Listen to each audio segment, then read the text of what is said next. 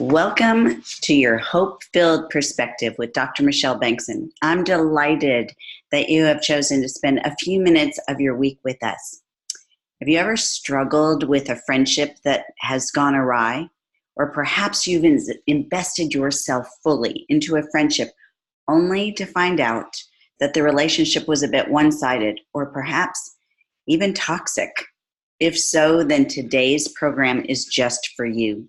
Scripture tells us in Proverbs 13:20, he who walks with the wise grows wise, but a companion of fools suffers harm. Today, we're going to be talking about the pain of friendship relationships that steal your joy. There's something wrong with your friendship, and maybe you can't figure out what it is. Is everything just in your head?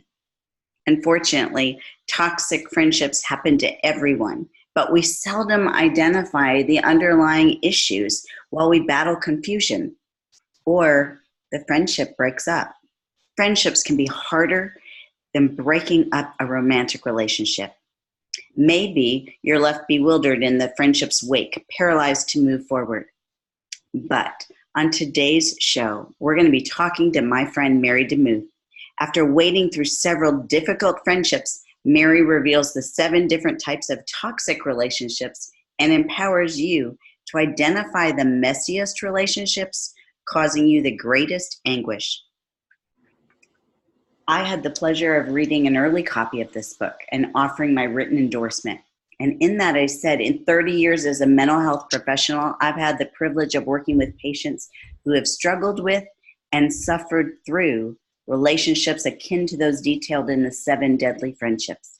Mary helps us to identify those toxic relationships and then points us to 7 life-giving practices to help us receive and extend healthy friendship. Mary is a writer and a speaker who loves to help people relive storied lives. Author of more than 30 books, including parenting books, Southern fiction, and a memoir entitled Thin Places, Mary speaks across the country and the world. Today, Mary is giving her time to share with us in order that we might enjoy the fruit of healthy friendships. Welcome to the program, Mary. Thanks for having me. It's a blessing to be here. I'm so glad that you had time to share with us. Will you tell us just a little bit on the inside of who Mary really is? Well, tomorrow I'm getting a boot in the mail from Amazon because I've got this shin splint that won't go away. So soon I will be a booted warrior. Oh, no. I know, super fun. And I have 3 adult children. I live in Texas, in North Texas, and a husband who travels a lot. I've been traveling a lot. I've been traveling the past month and will continue to do so for a while. And I've written my 40th book releases in August. Wow. And so I've been busy at this. I've been writing professionally since about 2004, 2005. And so that ends up being about 3 books a year for the past 14, 15 years. That's what I've been doing. Wow. You're not busy at all. No, not at all. Sitting by the pool and eating bonbons, right? Oh, totally. Yes. I want that life. Yeah, I do too, but I'm not there yet. Me either. Where did your passion for writing and speaking come from, Mary? Well, it's just been a part of my DNA from as long as I can remember. I have always processed my life through the written word, and that's been part of God's way of healing me, is just journaling and things like that.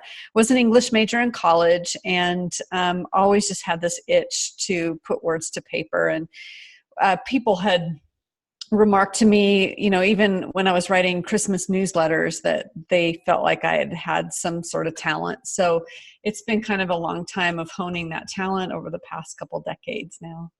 Have you seen the craft itself change in all the time you've been writing? Yeah, when I started writing, there was no such thing as the internet or blogging. So, You've been writing a really long time. Yes, it's like I'm old, like the old woman of publishing. But yeah, I mean that the internet has given rise to more informal forms of writing. And so when I started, I was doing a lot more formal forms. If I had started writing during the era of blogs, I think it would have been helpful to me, because it's a really nice way to get content out very quickly and honing your voice a little bit quicker than you would normally. So I think it's actually a really good thing. But there's also a lot of dribble out there. So we have to kind of wade through it as writers. Absolutely. So you wrote the book, 7 Deadly Friendships, How to Heal When Painful Relationships Eat Away at Your Joy. What led you to write about the topic of friendships? Well, I wish I could say it's just because I've had such awesome friendships my whole life, but there have been a couple bad eggs throughout the years. And I, just to be honest, I'm sure I've been part of the bad egg of that story. So I'm not come at this book with like, well, I'm perfect and all those bad friends were bad. And I definitely contributed to that. But I really realized, really in the past couple of years, that I had been pursuing some pretty unhealthy friendship archetypes, if that makes sense. I kept pursuing narcissistic people. I kept pursuing predatory people, and I couldn't figure out why. And in the moment when I was pursuing them, I was so attracted to them that I didn't have the discernment to say, wait a minute, this person is not good for me.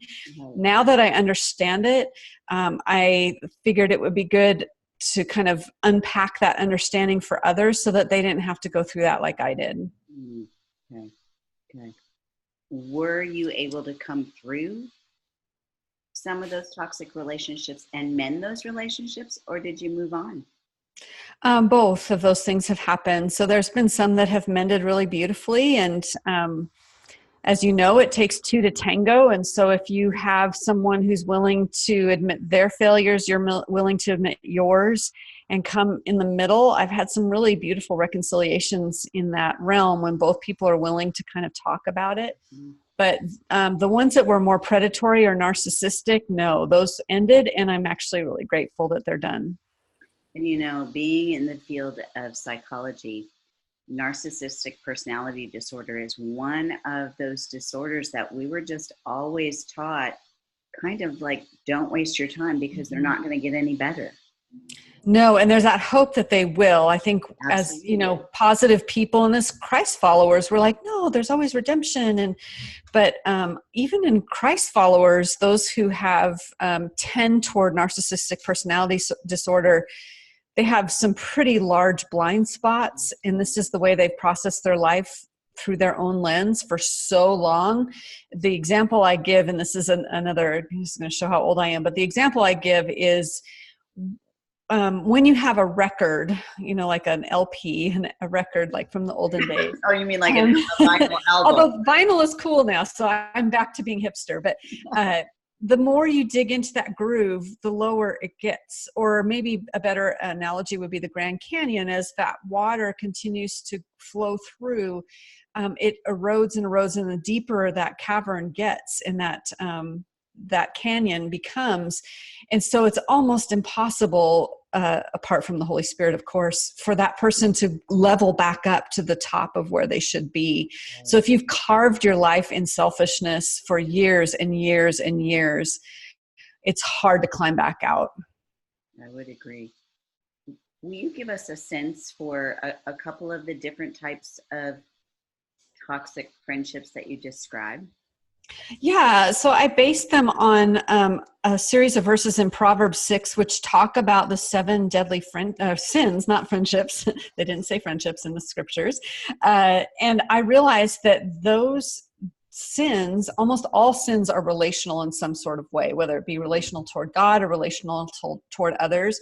So the 7 deadly sins are haughty eyes, a lying tongue, hands that kill the innocent, a heart that plots evil, feet that race to do wrong, a false witness who pours out lies, and a person who sows discord in a family. And so then as the Lord just kind of illuminated this, I equated these with the kinds of difficult relationships that we face. So in order, they were Narcissist Nolan, and please forgive me if your name is Nolan out there in the listening audience. I'm sure you're really awesome. We're not talking about anybody specific that's listening. Yes, this is just random Narcissist Nolan, unreliable Uma, predator Paige, conman Connor, tempter Trevor, faker Fiona, and dramatic Drake. And so all these folks are they're correlated with those 7 deadly sins. And some of them are more, kind of milder than others. Like I mentioned before, anyone that's narcissistic or, predatory, those you need to be more cautious of. Some of them are mendable and some of them are not. And in the writing of this book, didn't you talk to other people to find out what kind of relationships they were experiencing in their life? Yes. So each chapter kind of runs a particular format where I'll tell my story with one of those. Of course, I've had all 7 deadly friendships. And then I'll talk about what the traits of those people are. And then other people that have had this. So I give examples of not just myself, but other people that have walked through it. Then I talk about the scriptures and what does the scripture say about this. And then the last part is I ask myself the question, am I this person? Can I be narcissistic? Do I gossip? Am I a liar? And so, because this is not just a book about pointing the finger outward, but also about examining our hearts and becoming better friends. Because I believe that the stuff of life is friendships. And when I've had a couple severe friendship breakups, I was looking on the Christian bookshelf for a book about that. There's lots of divorce recovery books out there, but there's not like a friendship divorce recovery book. And so this is also serves as that as well, like to walk you through what do you do when a friendship that you thought was going to be your best friend forever explodes in your face and you don't know how to move on. Well, this also addresses that as well. And I'm so glad that you wrote this book. Just recently, I did a Fox News radio interview about the fact that friendship breakups can be even more painful than a romantic breakup. And part of the reason for that is because, first of all, we don't expect it. When you're dating someone and you're getting to know them and deciding whether or not this is someone that you want to spend your life with, you anticipate that you're going to go through a few frogs before you get to the prince. But when it comes to friendships, we tend to look at those, I think, especially as women, we tend to look at those and expect that they are going to be lifelong and not just for a season. And when they break up, then we're left wondering what's wrong with me.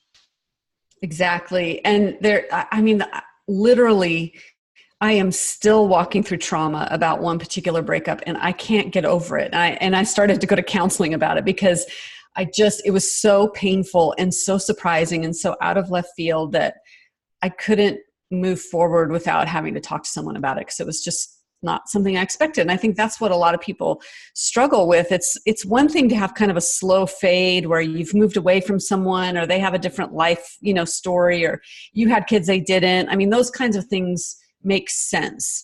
But when it's kind of some sort of blow up that comes out of left field, then that's where it gets, difficult to move on from. I agree.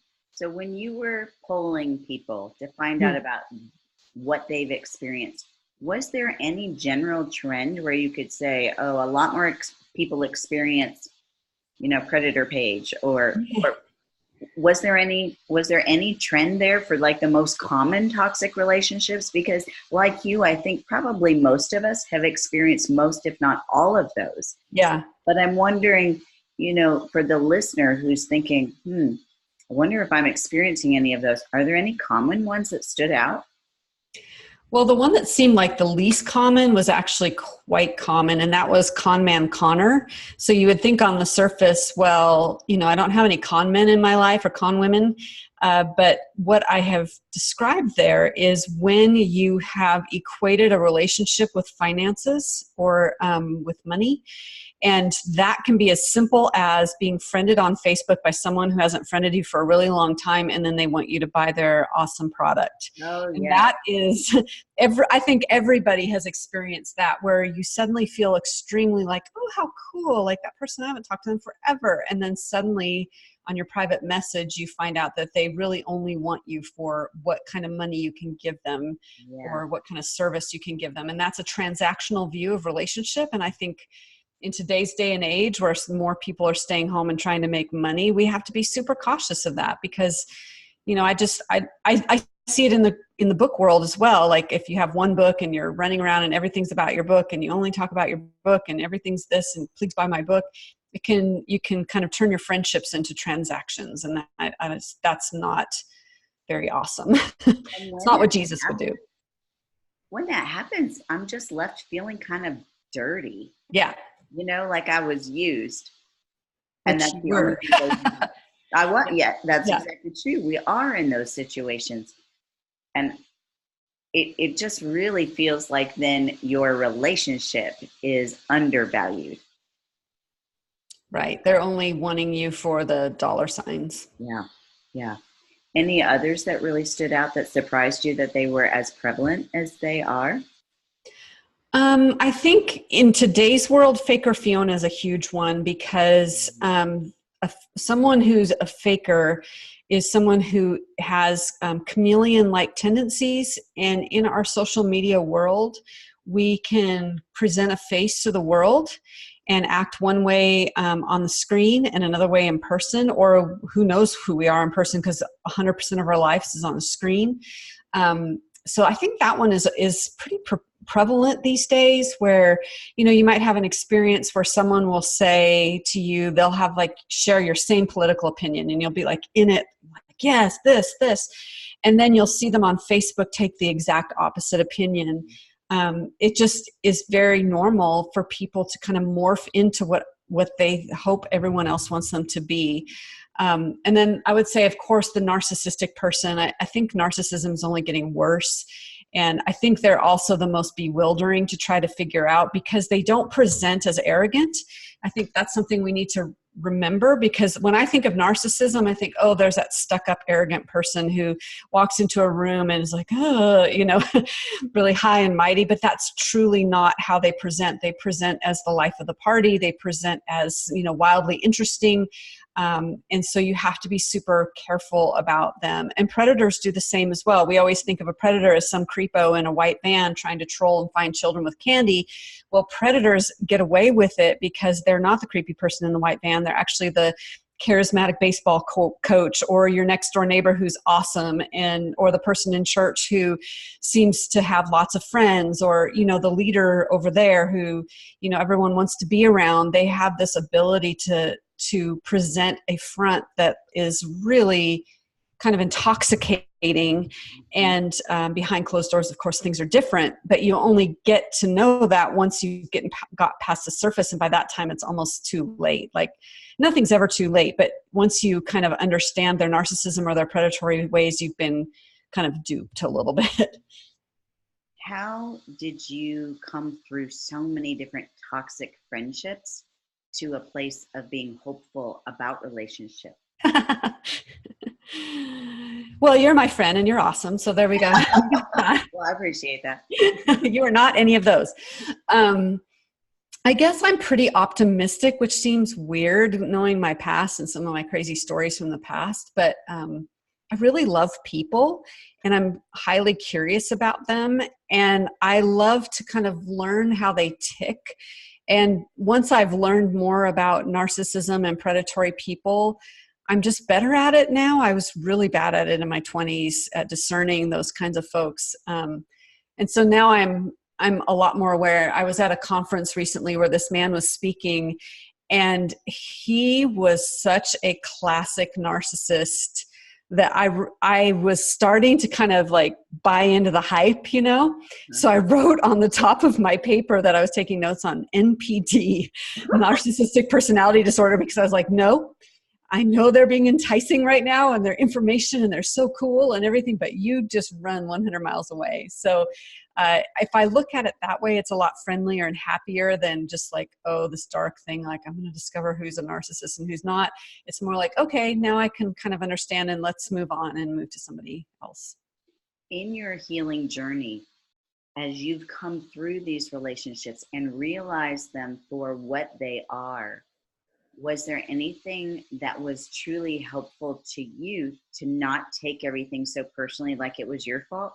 I know for myself, when I've had some of those relationships that I've realized were toxic, I was very quick to blame myself. Mm-hmm.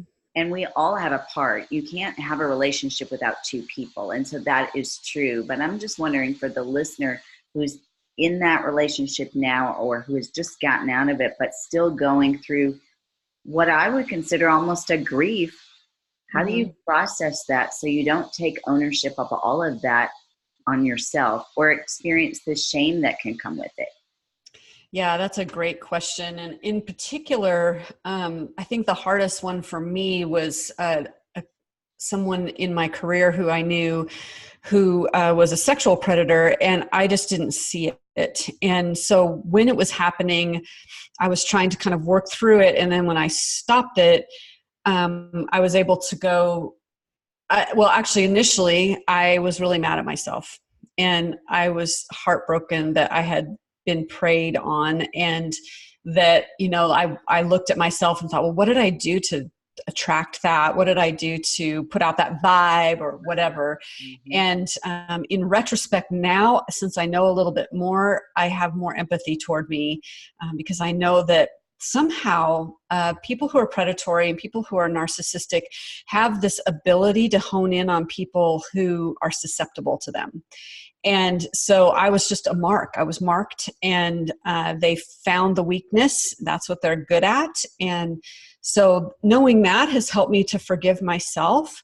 Another thing that's really helped me is to ask that why question. Why was I attracted to, whether they were male or female, why was I attracted to people who were so self-absorbed? Why was I attracted to people who were preying on me? And certainly not P-R-A-Y, P-R-E-Y, praying. The reason went back to childhood, and it always does. But my family of origin, I was raised by a predatory person, and I was raised by a narcissistic person. And I was in my mind, I didn't think this in my mind, it was all subconscious, but subconsciously, if I could give it a voice, I would say, if I could just get a narcissistic predator or a predatory narcissist to love me, then I could prove that I was lovable to my family of origin, and then I would be okay. So I would subconsciously pursue these same kinds of people, trying to complete this incomplete story with people who are incapable of completing it. If you're narcissistic, you're not thinking about somebody else. If you're predatory, you're only thinking about hurting somebody else. So they can't think about completing your story and loving you well. So when the Lord illuminated that for me, I realized he had to be the completer of my story. And I'm so much better now because I realized he's perfect. He's loving. He loves me no matter what. And he can complete that love need that I have. And therefore, I don't have to keep pursuing subconsciously these people that are bad for me. And I would imagine that we have listeners who are listening in today who are intrigued, thinking, how do I know whether or not I have any of those relationships in my life? And so, listeners, Mary has provided a free quiz that we will put in the show notes, and we will put on my website, so that you can take that quiz to help identify if you have any of those relationships operating in your life now, but also, as Mary said, to see if you have any of those tendencies that are contributing to a relationship. Because this is not meant to just point the finger, but It's also meant to help us understand how we can grow and change and improve in our relationships. Because I know relationship is a good thing. God said that it was not good for Adam to be alone.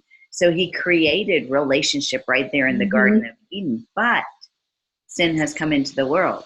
And so now it's a matter of learning how to grow. And Mary, don't you think it's also a matter of learning how to guard your own heart? Yes. I mean, as we know from scripture, that's the wellspring of life. And so we must guard it. And I think that's where my misunderstanding about Christianity comes about. Like, I kind of thought that, well, I'm loved by Jesus and I'm supposed to love everyone. Therefore, I need to open wide the gate to every human ever so I can be like Jesus to everybody. Well, Jesus, in his relationships with the 12, he didn't have relationships with the thousands. He had relationships with the 12, and only one of them was the betrayer of him. And so he didn't pour his life into Pharisees.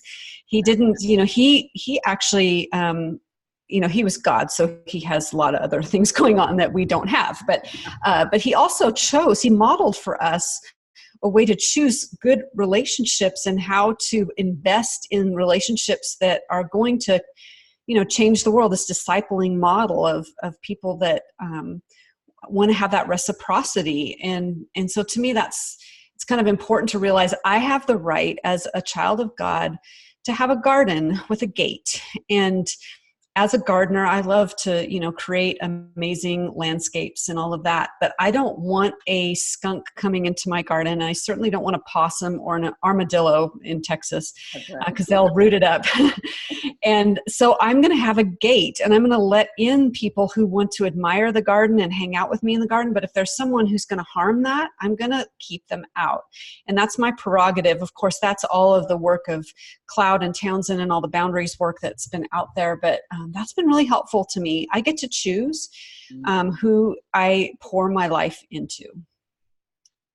If a listener is struggling with a toxic friendship, what hope-filled perspective would you want to give them that you would have wished that someone had given you in your journey? There's a negotiation tactic I think that is fascinating, and it's this willingness and ability to say, I could walk away. And when you make that in your mind and you think, what would life be like if I chose to walk away from this? It suddenly becomes a viable option.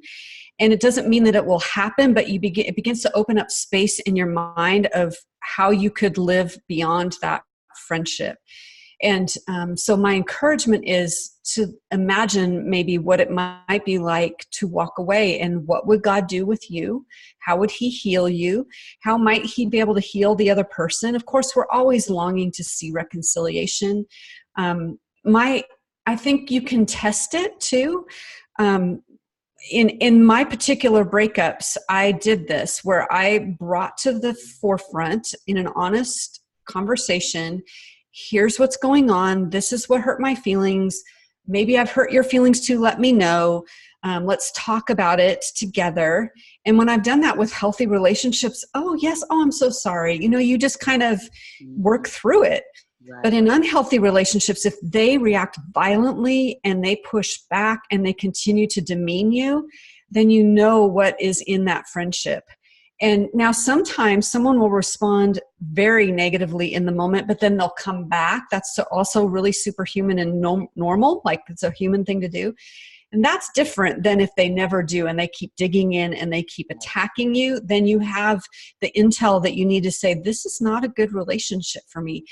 The other thing that's helpful for me is to consult a friend outside of that circle of relationship who has no connection to that person whatsoever, so that I'm not being a gossip or, I'm not triangulating, bringing another friend who knows us all.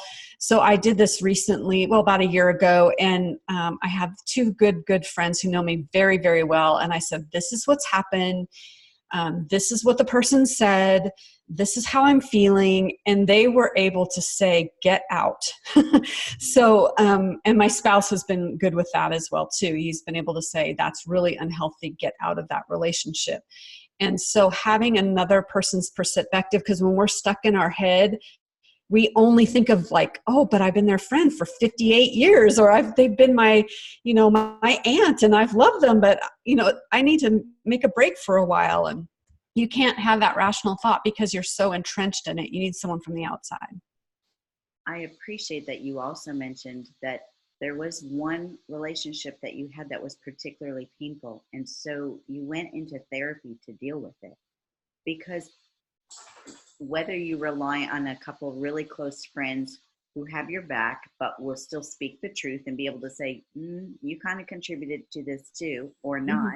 Sure. Therapists can be very unbiased and show you how it looks from the outside and help, just like you mentioned, understand what those original roots were that caused you to be drawn to certain types of people.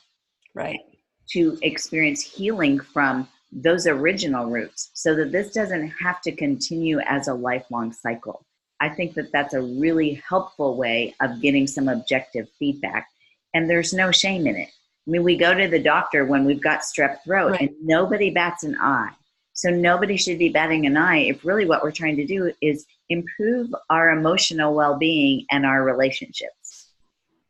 Right. And like you said, they're a neutral third party who is able to reflect back to you. And I think that's really helpful. And you see it in people who've been in abusive cycles where someone that grew up in an abusive home ends up marrying an abusive spouse. They get a divorce, they marry another one, they get divorced, they marry another one, and they cannot seem to break that cycle. That's where therapy is super important, because it helps people find out, well, why am I choosing this type of person over and over and over again?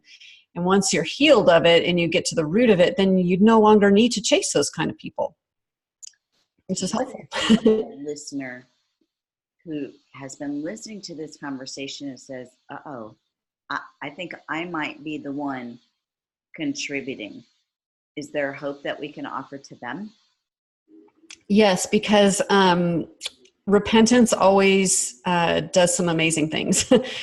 We always have the opportunity to apologize. We always have the opportunity to make things right. As far as it depends on us, in Romans 12, be at peace with all men. We always have the ability to say, I'm sorry. And so if you feel like there's something you've done in a relationship, apologize. Now, a word of caution on that: if you're someone like me who has a hyperactive conscience, I will apologize if I've done nothing wrong, but I perceive that you think that I've done something wrong. And so there's also, the caution of don't over apologize. I tend to back way back and just take all the blame so that the person doesn't have to feel bad. So be careful about that as well. But yes, you always have the chance to apologize. But again, God can bring about reconciliation, but it takes two. Even if you apologize, but if the person is bitter and won't forgive you or says you're too toxic or whatever they choose to say, you have to let it go, because you can only do so much. We're not in control of other relationships. We cannot control another person. And I've heard it said that if God removes someone from your life, don't go chasing after them. There's a reason he removed them, as painful as it is.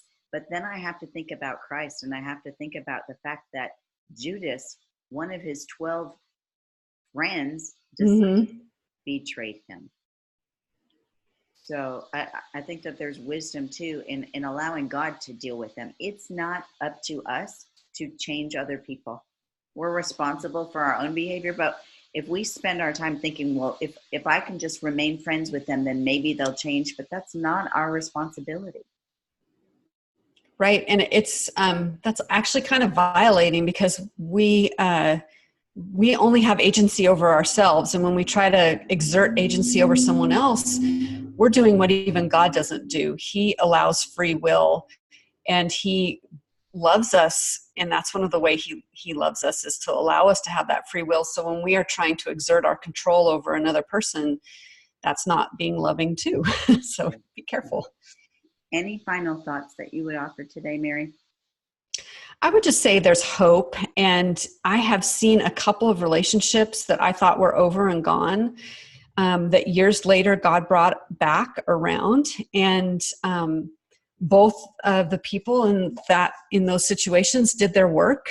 They did their healing. They pursued the Lord, and the Lord was really gracious to bring it back around. And it's really sweet when you have those kinds of testimonies.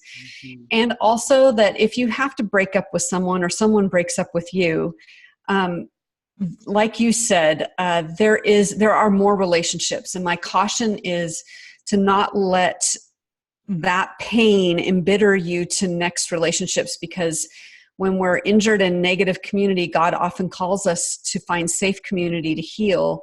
And so if you never open your heart up again to safe community, you're going to just kind of be building on that bitterness till the rest, your life continues on and you spiral downwards. So yes, it's a risk. Yes, that person that you're going to pursue as a friend has the potential to hurt you. All those things are true. There's no guarantees in life.